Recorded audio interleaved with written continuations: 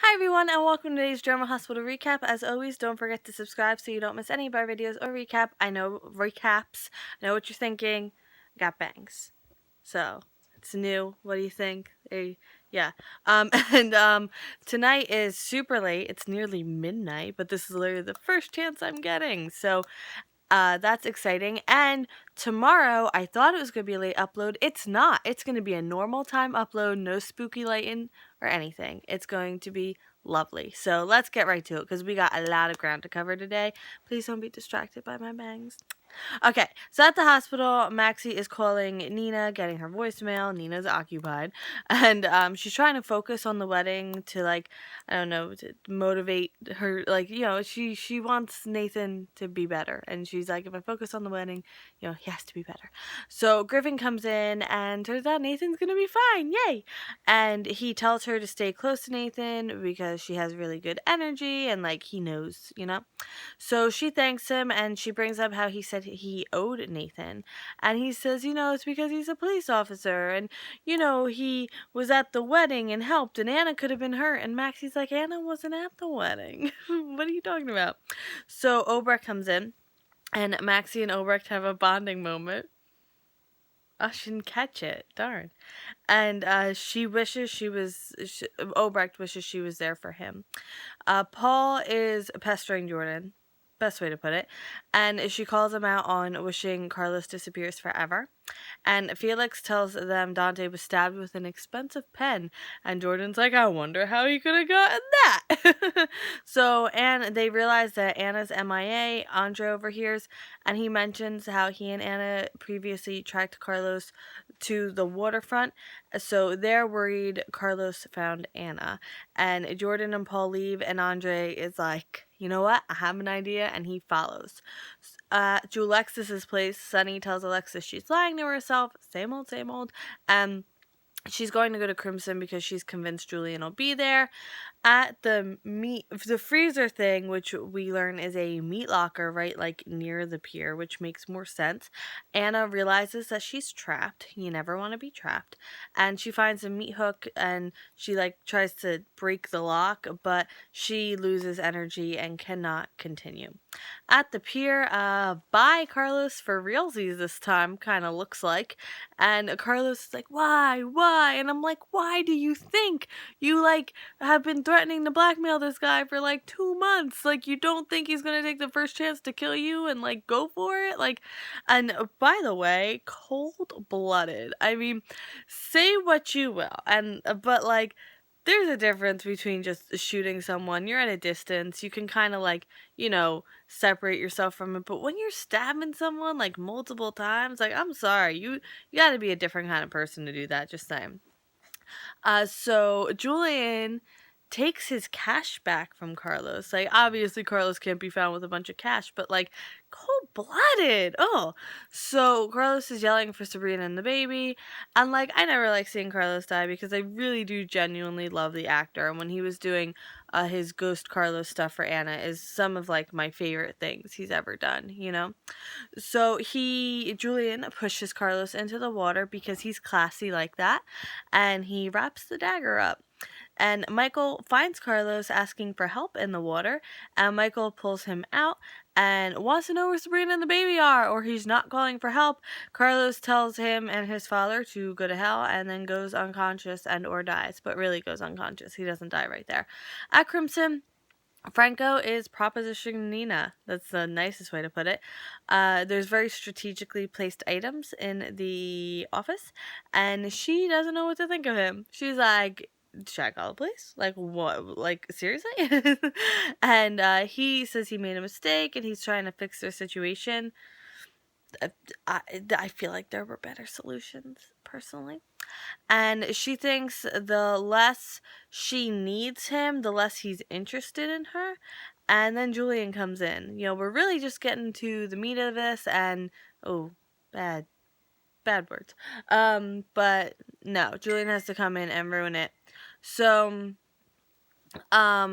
Nina tells Franco to go, and Julian asks Nina if she's okay. And she's like, what are you doing here? Because as we learned from Alexis, it's like 2:30 in the morning. So Nina puts her robe on backwards because she missed out on the Snuggie, but she made her own, you know? And she notices that Julian's shirt is stained. And I'm sorry, you get that close, you're stabbing someone, you just get a little bit of blood. I ain't buying it. So Julian and Alexis, no. Who comes in? Oh, Sunny and Alexis come in and they're in the lobby. And Sunny gets a call from Michael about meeting at the ER, so he has to go. And Alexis comes into the Crimson office, and Julian is putting on a new shirt. And then Nina comes in like her nightgown and robe, and it doesn't look good. But he makes up a story of how Nina got him a clean shirt after he spilled wine on himself because they were having wine and fixing the issue. I don't know. And yeah, what was I saying?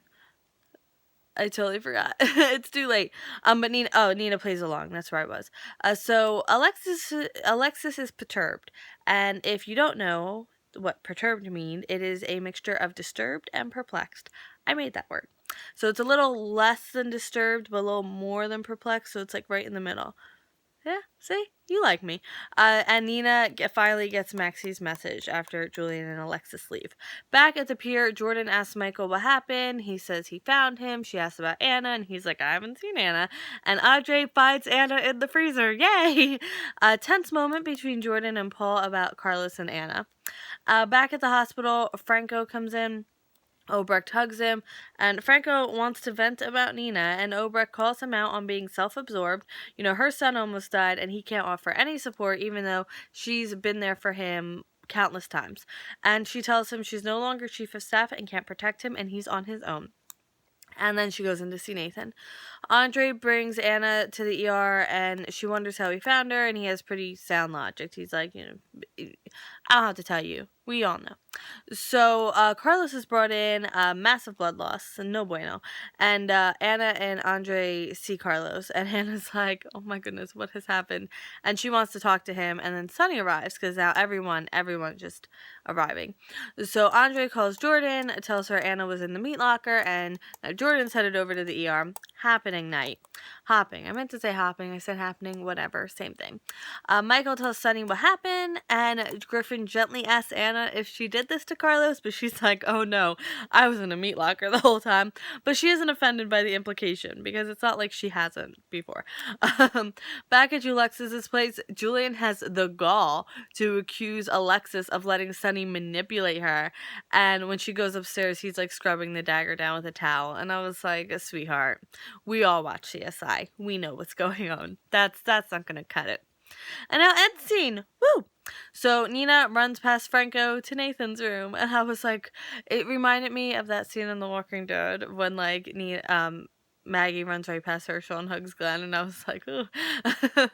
Sunny and Michael are getting Diane involved because Michael's not going to answer any questions without her, even if they are routine questions, because he is a person of interest, because he found Carlos, and there's some history there. Paul's pulling the DA card with Felix, because I have a right to know, and Felix, I don't think you do. And Sunny's going head-to-head with Paul, and I'm loving it. You can't blame me. It's 11:30. It's midnight. Ooh, happy midnight. That's weird. Ooh, it's Friday the 13th. Hey! And Alexis tells him that Carlos... Oh, wait. I missed a line. See, Friday the 13th, not good luck. Already happened. So it's revealed that it was Paul's idea for the transfer. Julian puts the dagger back, and Alexis got a call about Carlos. Julian acts all surprised, and is actually genuinely surprised when he finds out that Carlos is still alive and at the ER. So, maybe a third or fourth stab would have done the trick. Carlos apparently isn't going to make it until surgery, and they need him to confess. Anna wants to go in. Everyone wants to go in and talk to him, and Felix is like, no. Not going to happen. And Dr. Monroe is like, no, not going to happen. But Carlos requested last rites, so they need to get someone in there to do last rites. But Griffin is like, no, we don't need to call anyone. I'm a priest. And I was like, oh, that makes a lot of sense now. I see that. I totally see the priest. He's a priest. He's a doctor. What else is he? I don't know, but I feel like he's a man of many talents. Thank you so much for watching today's video. As I said, tomorrow will be up normal time. Woo! And don't forget to vote for Character of the Week. Especially after today, there's a lot of good people. I don't know who's going to win, because between the beginning of this week and now the end of the week, I don't know. There might be 2 characters of the week. But in all, thank you so much for watching, and I will see you tomorrow normal time for more General Hospital. Have a good night. It's time for bed. Bye.